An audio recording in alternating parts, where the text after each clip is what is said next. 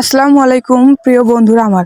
যদি কখনো পথভ্রষ্ট হও, আল্লাহ তাআলাকে ভুলে যাও, তাহলে নির্দ্বিধায় যখন ঘুম আসবে রাত্রিবেলায় একবার লাইটটা বন্ধ করে ঘুম আসিও। দেখবে কবরের কথা স্মরণ হবে, চারিদিকে অন্ধকার হবে, কোনো কিছু দেখতে পারবে না, থাকবে না কোনো আলো বাতাস, থাকবে না কোনো কোলাহল।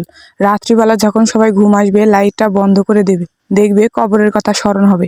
কত ভয়ঙ্কর সেই কবরের আযাব, কত ভয়ঙ্কর সেই দিন। কেউ থাকবে না, কেউ তোমাকে রক্ষা করবে না।